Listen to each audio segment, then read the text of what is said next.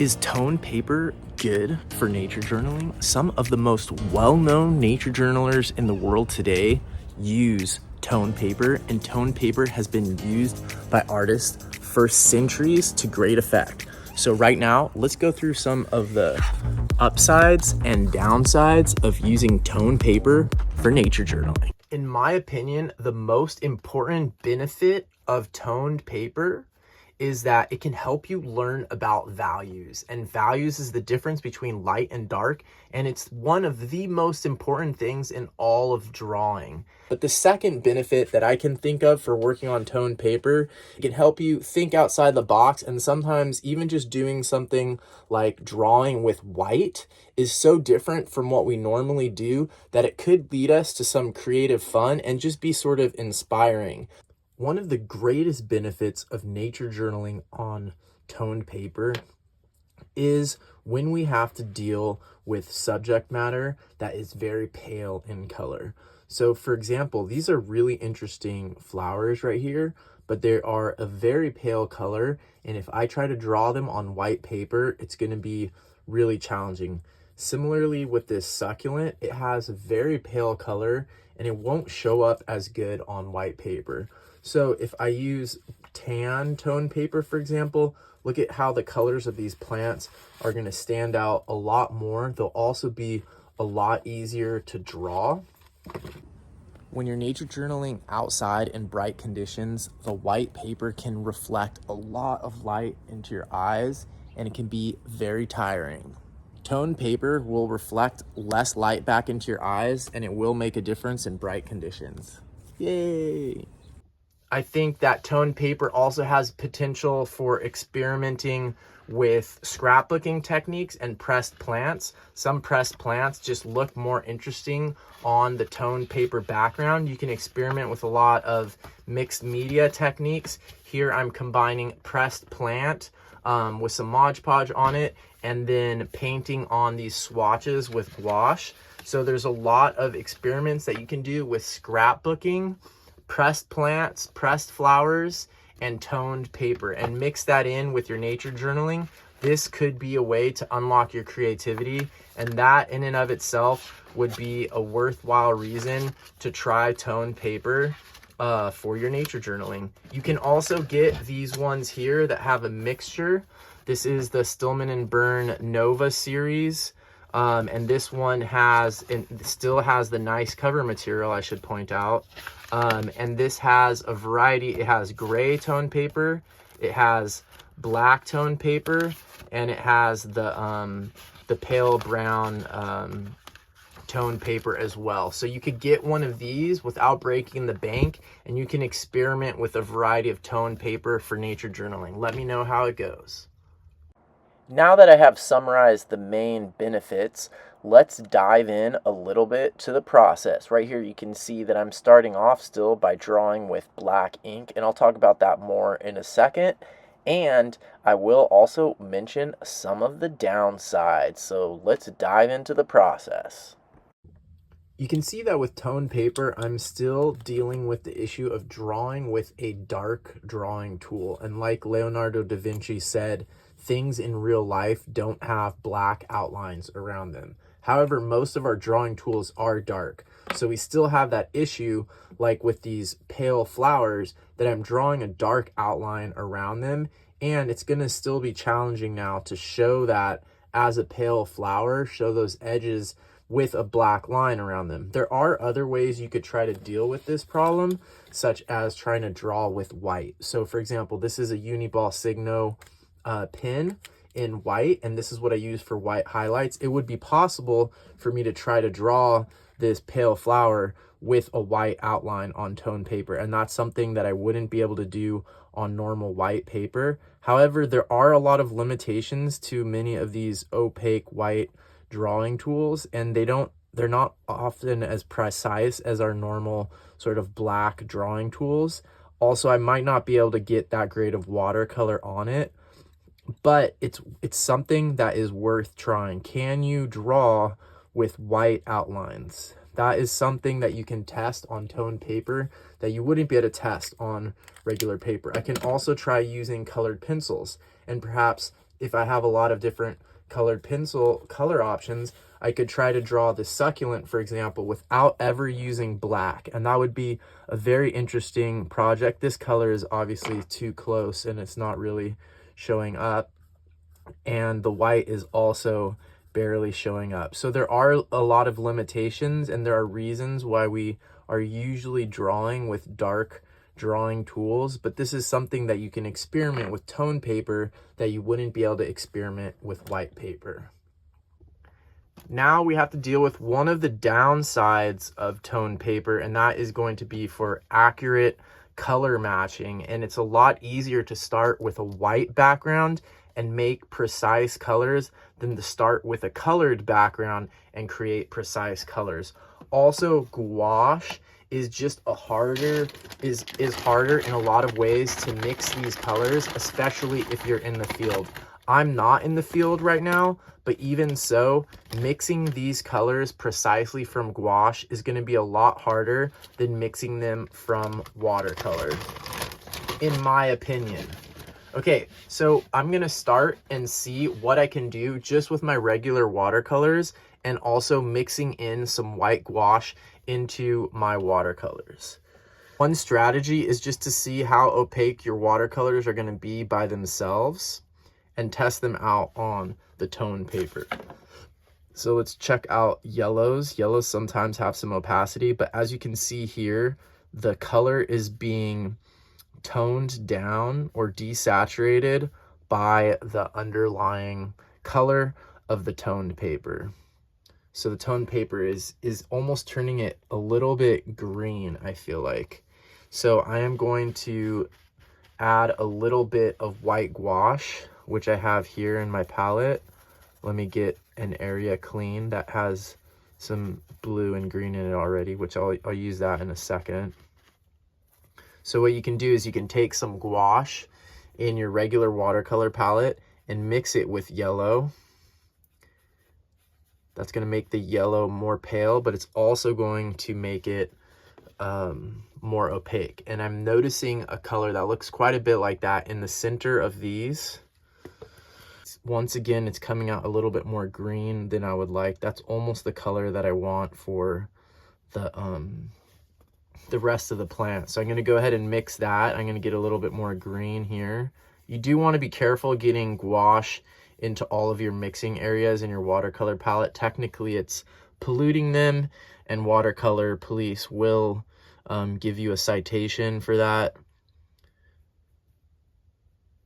The other thing about watercolor is it changes, gouache is it changes in, there's like a color shift as it dries and also a value shift. So you have to be aware of that, and that can be challenging when you're trying to get precise colors. So I would say that this is one of the major downsides of using tone paper, is it's going to be harder for you to get very precise colors. So if getting precise colors and color matching is an important thing for you, then you might want to stick to white paper.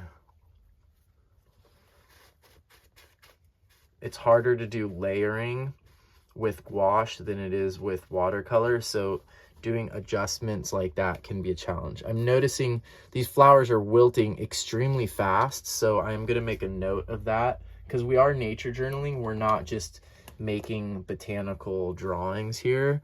So let me make a note of that. Wilting super fast. The petals are wilting. Petals wilting super fast after picking. There's also latex or milk, a white latex dripping from this plant. Now let me add, I still just want to match this color of the petals is a very hard color, so let's see. It's really tricky. I don't know how to, it starts off sort of white and then it turns to like a purple color. So I'm going to try just using straight white gouache. And if I can get these petals to just look white, I think that's already going to be a big step. And then I'll try to put the purple in once they dry out a little bit more. I can also potentially go over my black outlines with the white, so I don't leave that artificial black around the outside. Let's see if I can paint this one that I drew with the white pen. This might actually work out better than I was expecting. So maybe drawing with the white, basically it's a gel pen, maybe that's actually a good strategy. Let's get a little bit of that yellow color in the middle. And these are pale and then turning purple on the tips. So let's get a little bit more of the white in here. When you use gouache, the color you're going to use up the most is white. So buy a big tube of white and small tubes of the other ones. I used a whole bean. So you can see here I have a huge tube of white and small tubes of all the other colors. And what I'm doing right now is I'm actually not using gouache for the dark colors. I'm using watercolor for the dark colors, which is fine. You just have to do a lot of mixing if you don't have that many colors. And those are the sort of dark tips there, and I think that's pretty close to what they look like. And what I see too is that they're sort of more purple underneath. So I'm going to come in here and add a little bit of purple, which doesn't look that great, especially while it's wet a little bit. It's kind of hard to be precise with this gouache.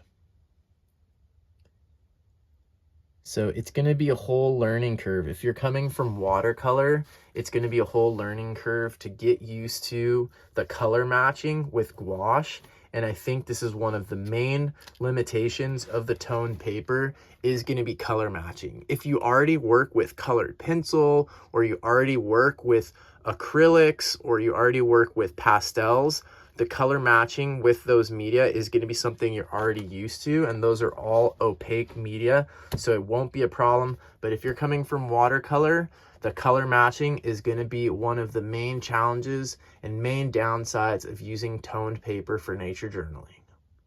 Time to paint the succulent, and I'm going to do the same thing, just mixing my white gouache in with my watercolor pigments, Daniel Smith pigments, by the way.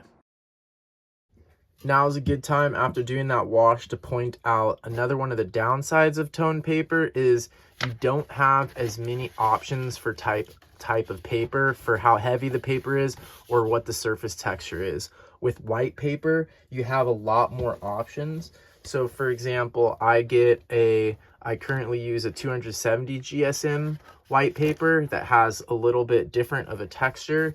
This toned paper is 150 GSM, and it's harder to get a lot of different variations. You can't, for example, get a lot of different watercolor papers in toned paper, or any watercolor papers actually, and you can't get much more than like 150 GSM unless you get some kind of like card stock, which has a surface that's not great for mixed media. So one of the downsides there, and you can see that with this color that I just added, I did have some buckling of the paper. So I am going to have some of those issues with buckling. I used to use 150 GSM paper for everything, but it is just one of those downsides of the toned paper is you're not going to have as many options. And this is a ceramic palette that really changed my gouache painting. Also, I'm not using water brushes. This was a huge unlock for me with the toned paper and gouache. I had struggled with gouache, never really liked it, tried it so many different times, and when I used these water brushes, the ones that I use for my watercolor on a daily basis, they didn't really help me. But when I started using traditional brushes plus this palette right here, and then just squeezing out of the tubes and mixing my gouache in this palette, using a traditional brush and painting it on in this way, that's when I finally had a huge unlock with gouache, and I feel like I learned a lot and my gouache painting improved a lot. However, those are techniques that are really hard to use in the field. This palette is not something that you can hold in one hand while you're holding your sketchbook in the other hand and painting standing up. You need to be sitting down, you need a table. It takes a long time to mix the colors. And I've tried a variety of ways of putting gouache into portable field palettes and always have issues. Even just the mixing area, look at how this flakes up afterwards. Gouache can also crumble and fall out. These all had gouache in them that fell out. Gouache is really hard, in my opinion, to use in the field. There are people who do it like in little Tic Tac cans or whatever, little mint cans.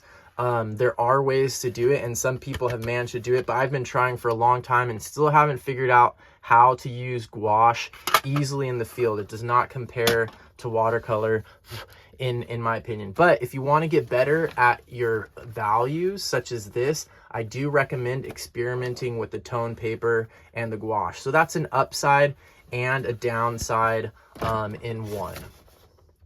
What has been your experience with tone paper? Have you tried it? Have you never tried it? Do you love it? Do you hate it? Are there any pros or cons that I forgot to mention that you think are important for people to know about tone paper? Let me know in the comments down below, and I will see you next week. This episode came out 1 week early for Patreon members. If you want to get access to early shows, monthly study sessions, and a whole lot more, including hundreds of Patreon-only posts in the archive, check out patreon.com/Marley Peifer. Bye.